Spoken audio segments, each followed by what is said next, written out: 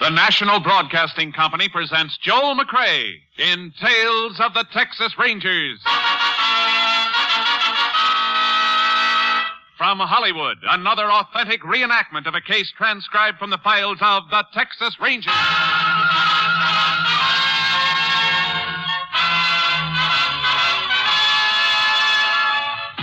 Tales of the Texas Rangers, starring Joel McCrea as Ranger Jace Pearson.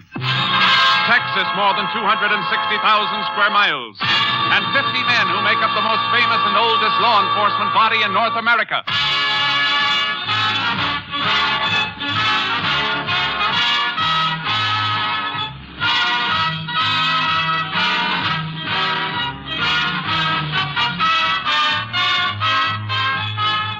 Now, from the files of the Texas Rangers come these stories based on fact. Names, dates, and places are fictitious for obvious reasons. The events themselves are a matter of record.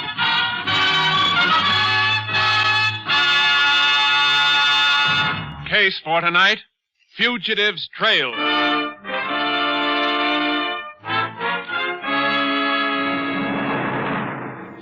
It is approximately 11:30 on the night of January 21st, 1948. Mr. and Mrs. Ben Purvis are driving back to their ranch on the outskirts of Newby, Texas. The car, a small black sedan, finally swings off the main highway, turns into a long, narrow dirt road leading to the ranch buildings.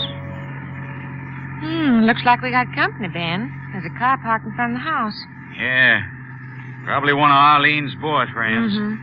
Look, I thought you told her we didn't like your fellas hanging around. Oh, now, Ben, he probably just stopped by to pick her up and take her home. We told her we'd be back about this time. Well, just the same. Now, don't crap about Arlene. You know, babysitters are hard enough to get out here without... Well, I still think you could find somebody else. I was never sold on that girl. She's kind of wild and unpredictable. Oh. Never know what she's going to do. She's all right, Ben. Just stop worrying. Looks like Dave Fenton's car. Yeah, that is his car. You sit still, Ben. I'll open the garage doors. Thought he and Arlene split up. So do I. Must have patched things up, I guess.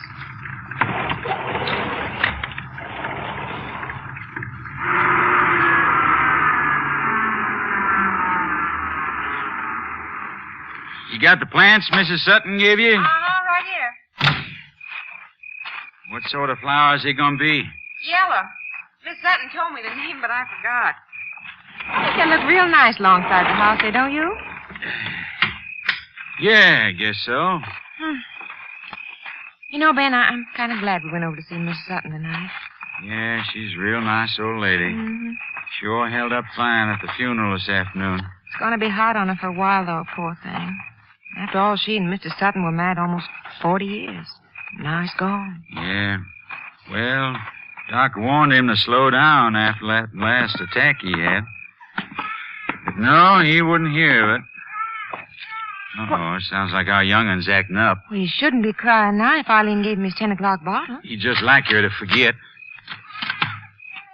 Arlene, what? Oh, Ben, she's not here. That's funny. Arlene? Probably in with the baby. Let's... Hey, what's this? What's the matter? Look, chairs turned over and... What? Look, my good table lamp on the floor. Oh, Ben, look, it's broken. Hey, what the heck's been going on around here? Arlene? Here, honey, you take the lamp. I'm going in to see the baby. Arlene! Where is that fool girl, anyway? Baby all right, Helen? His blanket was on the floor. He's just cold, that's all. Just see if Arlene's in the kitchen, will you, Ben? All right. I'll be darned. Honey, come here a minute, will you? Is Arlene in here, Ben? No, look at this. What? Baby's bottle, full. Here's a warming pan. She didn't give him his feeding. Well, I wonder where she is. I'm gonna have a look out back. Doggone kid. Careful on the porch, dear. Better turn on the light. Okay. Good Lord. Ben? Ben? Ben, what's the matter? What? Ben, who is it? Young Dave Fenton. He's dead.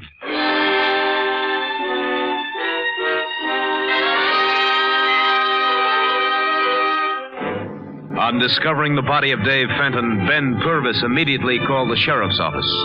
The sheriff put out an all-points bulletin for the Rankin girl and requested aid from the Texas Rangers. Ranger Jace Pearson was assigned, arriving at the Purvis Ranch shortly after 4 a.m. There's the body, Jace. Blast caught him right behind the ear. Not very pretty, is it? Shotgun wounds never are. When this happened? Doc figures sometime between 9 and 10 o'clock last night. Just a kid. 19. Worked at his pa's gas station in town. Seemed like a real nice boy, Jace. Real nice. Anybody touch this shotgun? No. Who's it belong to? Ben Purvis. Says he generally keeps it behind the kitchen door. It's babysitter Arlene. Arlene Rankin. Here's a description of her. I sent a man over to her house right after Purvis called me. Her pa said she hadn't come home. Man's still out there keeping an eye on the place in case she does show up. I don't think she will. Which one's Purvis? Over there by the fence, talking to the justice of the peace. Ben! Oh, Ben! Okay, Sheriff, be right with you. If you want to talk to Mrs. Purvis, Jay, she's inside. Later, maybe. You want me, Sheriff? Yeah. Ben, this here's Ranger Pearson. Jace, Ben Purvis. Howdy, Ranger. Howdy, Mr. Purvis. Sheriff tells me that you and your wife were out visiting when this happened. That's right. We were over at the Sutton place. What time did you leave the house here last night? Well, let me see. I drove over to Arlene's house around 6:30. I picked her up and brought her back here.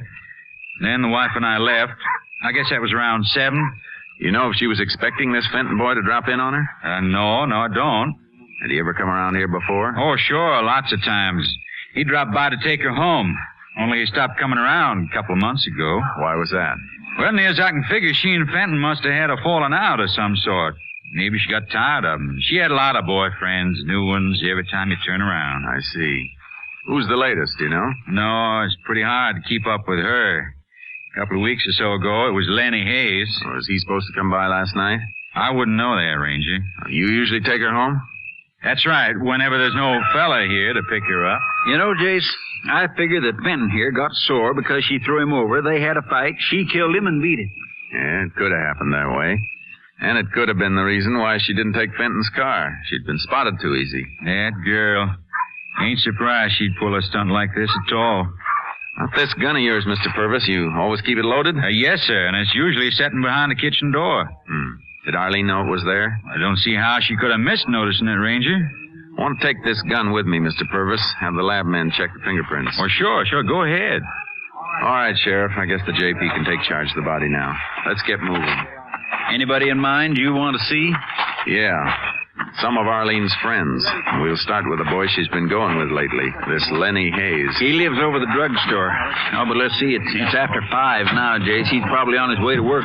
Oh, where's that? Auction barn. He's sort of a general handyman there.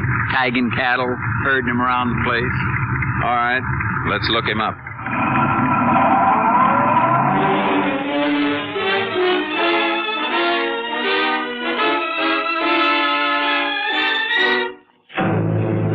Dawn was creeping over the horizon as we reached the auction barn. The sheriff and I mounted the stairs to the platform overlooking the pens below.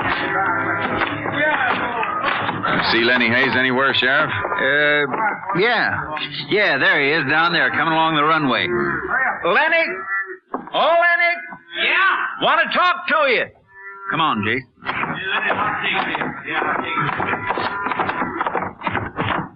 Morning, Sheriff. Morning, Lenny. I figured you'd be coming around. Oh, you heard what's happened. Yeah. This is Ranger Jace Pearson, Lenny. He wants to ask you some questions. Sure. When'd you see Arlene Rankin last, Lenny? Yesterday afternoon at the Sutton funeral. Everybody in town was there, I guess. You talked to her? For a few minutes. I asked her to go to the basketball game at the school gym, but she couldn't. She'd already promised to sit for the Purvis folks. I see. What happened between Arlene and Dave Fenton, do you know? They just busted up, that's all. How'd he take it? Well, he could be pretty nasty when things didn't go the way he wanted. He called her up a lot after that and wanted to patch things up, but Arlene wouldn't have any of it. He got good and sore a couple of times. Do you think Arlene was frightened by him? Well, sure, the guy was crazy jealous and never knew what he might do. I see. Do you have any idea where Arlene could be right now? Nope. No idea at all. All right, thanks. Could I ask you something, Ranger? Yeah? Look, if Arlene did kill Fenn, it could have been self-defense, couldn't it? Maybe.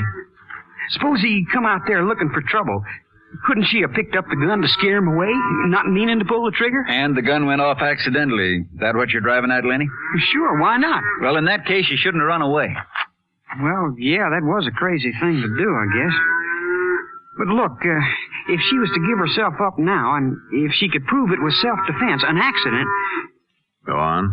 Well, I mean, things would go easier on her, wouldn't they?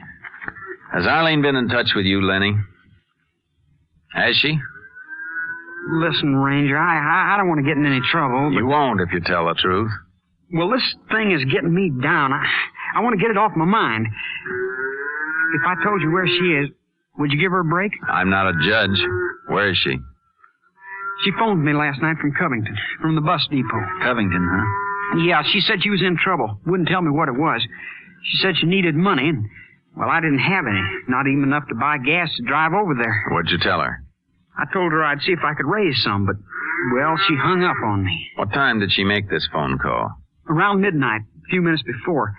I remember because I was listening to the radio and the station signed off while I was talking to her. There's a bus comes through here around 10:30, and it pulls into Covington a little before midnight, Jace. That's the one she probably took. Come on, Sheriff. Let's head for Covington.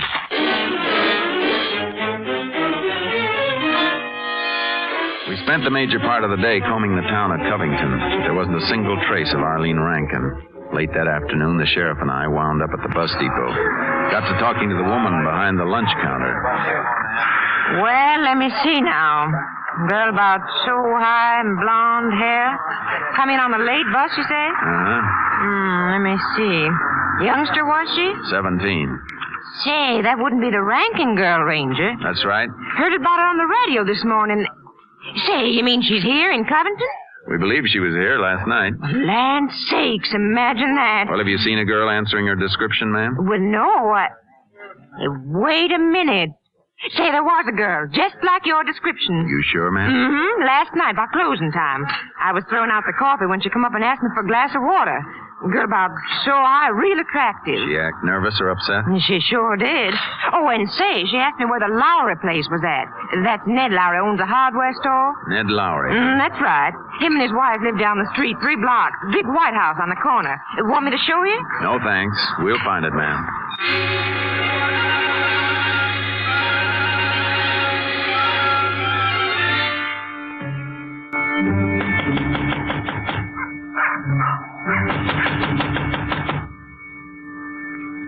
Doesn't seem to be anybody at home, Jay. I'm pretty sure there is, Sheriff.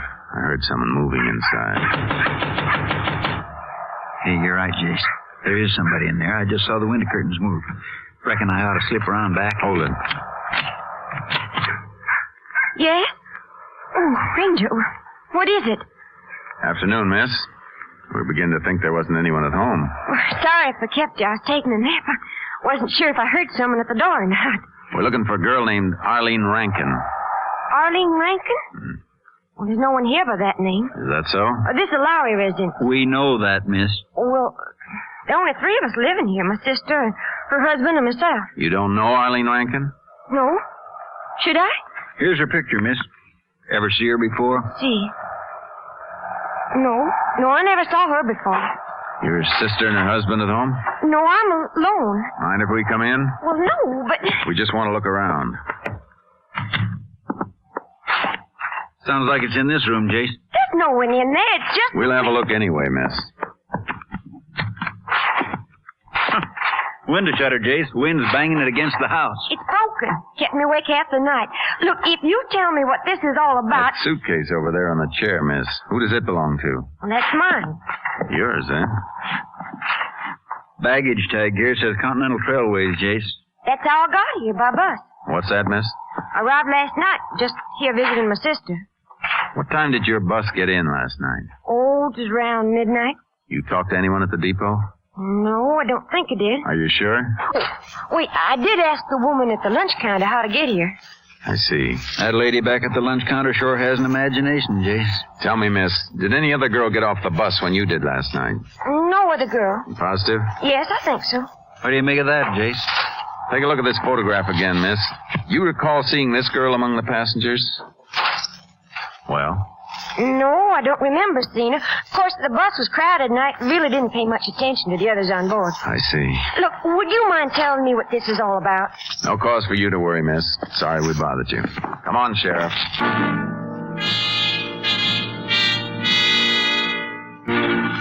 There was no reason to doubt the word of the girl at the Lowry house. Arlene Rankin hadn't gotten off the bus at Covington the night before.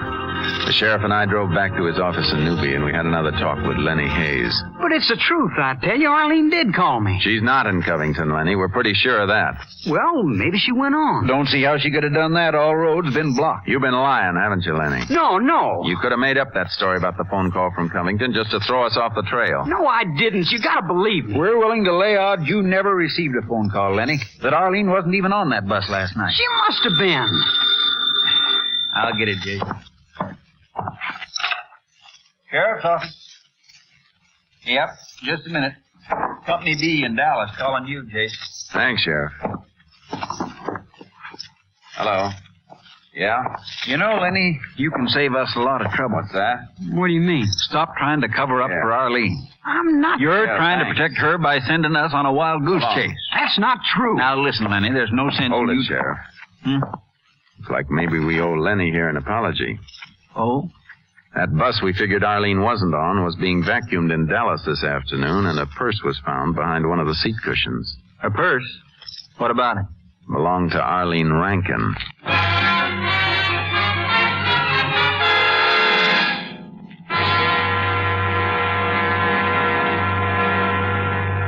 You are listening to Tales of the Texas Rangers, starring Joel McCrea as Ranger Jace Pearson. Now, we continue with tonight's case, Fugitive's Trail, an authentic story from the files of the Texas Rangers.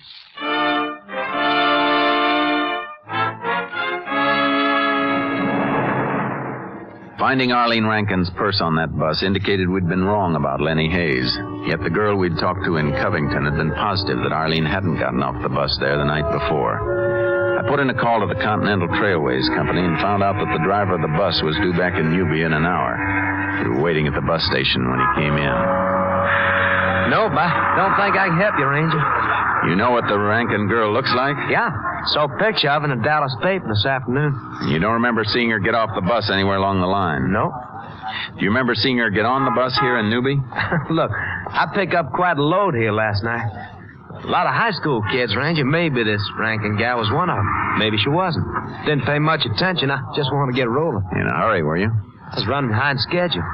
See, ordinarily there's a 5-minute wait here. 1 cup of coffee. Well, I had 2. Oh? Basketball game, the high school gym went overtime, and, well, I didn't want to shove off. I knew most of the kids were counting on getting the bus. Wait a minute. You were late taking off? Oh, sure. Almost 10 minutes. What time did you arrive at Covington? Well, with all those stops along the way, I lost another 5 minutes. Didn't pull into Covington till 12:50. 12:15. Yeah? Yes? Yeah, Sheriff, yeah. All right, driver, thanks. Sure enough. Sorry I wasn't much help, Ranger. See you, Sheriff. Yeah. Kind of interesting, isn't it, Jace? If the bus didn't get to Covington until 12:15, how could Arlene have called Lenny from the bus depot there a few minutes before 12? Doesn't seem to add up, does it, Sheriff? Of course, Lenny might have got the time mixed up. I don't think so. He seemed pretty sure of it, you'd call. Yeah, that's right. He must have lied.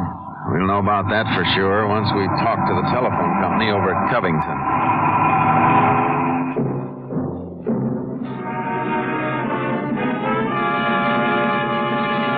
Back at the sheriff's office, I called the Covington phone company and asked them to check a call from the Covington bus station to Lenny's number in Newby.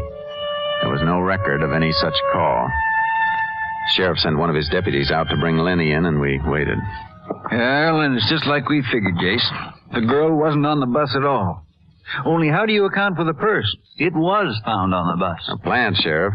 Then he could have slipped aboard the bus last night, put it in there while the driver was in the cafe having coffee. Yeah? Yeah, he could have done that. Be mighty careless of a girl to forget her purse when she's trying to make a getaway, don't you think? A little too careless. I won't say that thought hasn't crossed my mind, Jace. And you know, Sheriff, something else bothers me.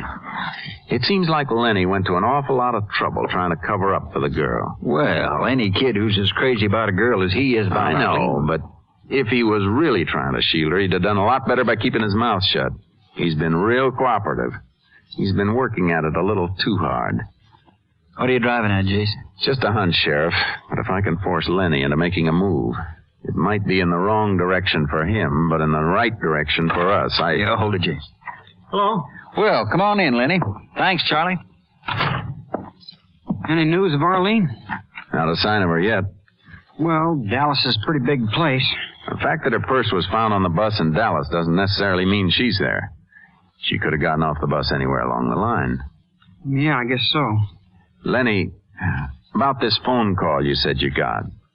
Still don't believe me, huh? Maybe you were mistaken. Maybe Arlene just told you she was calling from Covington. No, I heard the operator. She said it was Covington. I see. Well, we'll check with the phone company anyway just to make sure. Check with the phone company? But Arlene called me from a payphone. How can you check? Well, it doesn't make any difference. The phone company keeps a record of all long-distance calls. Didn't you know that? No, I didn't. Well, anyway, that isn't why I asked you to drop in, Lenny. We think you can help us. Mm-hmm. So what? We'd like you to talk to some of Arlene's friends. Maybe you can find out more than we have. Me? You want to help us, don't you? You'd be helping Arlene. Well, sure I want to help. Well, then get to her friends. Tell them if they know something, they better talk up. And get in a lot of trouble by withholding information. Yeah, I guess they can. Okay, that's all, Lenny. Let us know if you hear anything. Yeah. Yeah, I'll let you know, Ranger.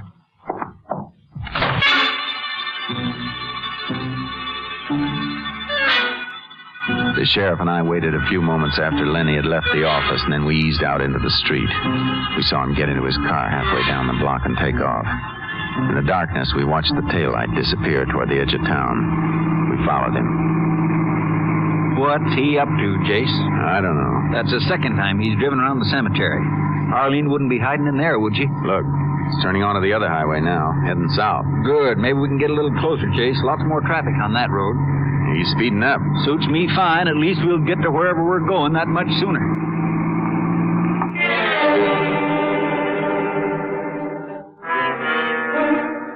A quarter of an hour later, Lenny Hayes turned off the main highway into a narrow dirt road.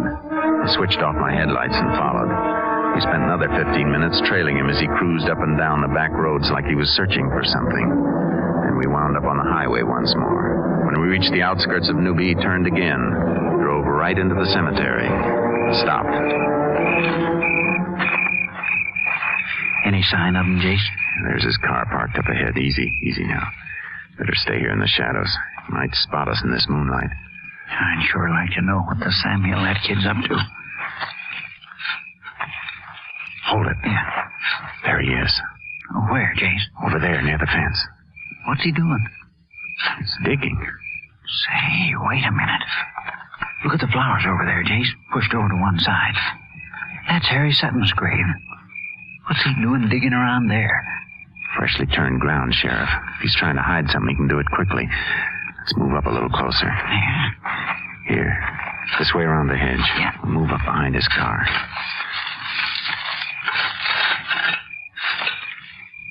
Shh, stay down, Sheriff. What's he doing? Stop digging. He's coming this way, to the car.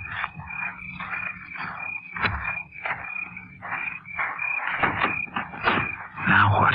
Just open the trunk compartment. Let me take a look. Yeah. Now he's pulling something out of the trunk. It looks like it. Even at this distance, there's no mistaking what he's dragging out of there. A body. I guess we can get him now, Sheriff.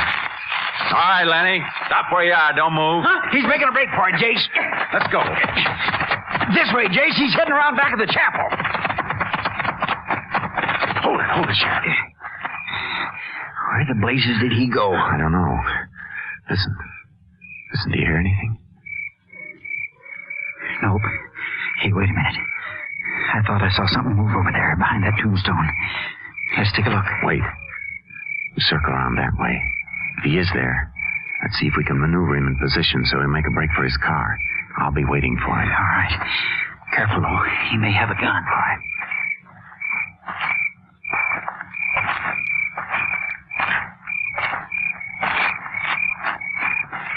There he goes, Jace! it, Lenny. Let go! Let go! Simmer down now, boy. This is as far as you go. Let go of me. I said simmer down.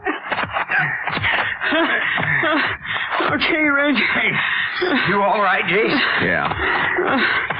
Come on, let's go around back of the car and have a look at that body.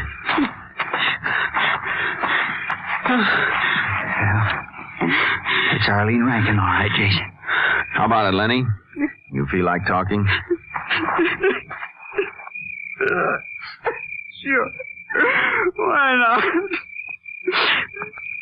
Arlene, she was just playing me for a sucker. She was really crazy about Fenton all the time, just using me to make him jealous. When'd you find that out? Last night when I sneaked over to the Purvis place. I saw them together. I went out of my head, I guess. So you went inside and got the gun and shot Fenton? Well, I didn't mean to do it. I just wanted to scare him. I didn't mean to. I suppose you didn't mean to kill Arlene either. No, but I had to. I had to kill her to keep her from talking. You had the body in the trunk compartment here all this time? Yeah. I waited too long last night, trying to make up my mind what to do with it. Sheriff's men were all over the place looking for her. You thought you'd get away with making it look like Arlene had killed Fenton and run off, huh? I almost did get away with it. Yeah, almost. Penitentiary's full of people who almost got away with it, too. Come on, let's go.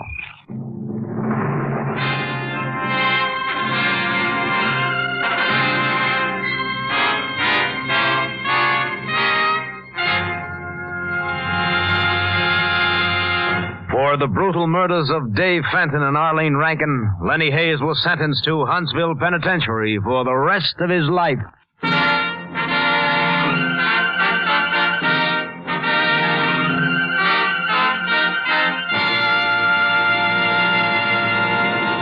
And now, here again is the star of our show, Joel McRae. One day last year, we received a card from a little girl who wanted to be a Texas Ranger. She said she didn't have a horse, but she did have a mule and could ride. We learned last week that this same little girl was stricken with a serious illness and has been in bed all summer. When she heard our first show a few weeks ago, she asked her father to help her write a poem and send it to us. We'd like to read it. R is for Ranger, stalwart and strong. A for his aim that never goes wrong. N for his nerve, calm, steady, and sharp. G for his gun, never misses the mark. E is for effort, endurance in fight. And R for respect for the things that are right. Fanna Lou, that's a fine poem, and it's deeply appreciated. Honey, you're going to get well, 'cause in spirit, you're a Texas Ranger. Next week, Joel McRae in another authentic reenactment of a case from the files of the Texas Rangers.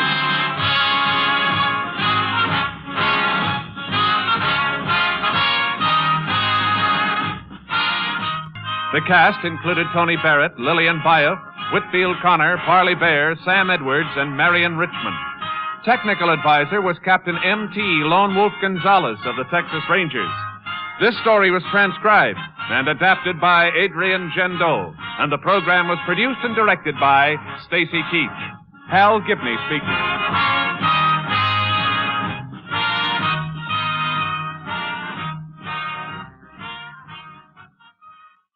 It's the Silver Jubilee on NBC.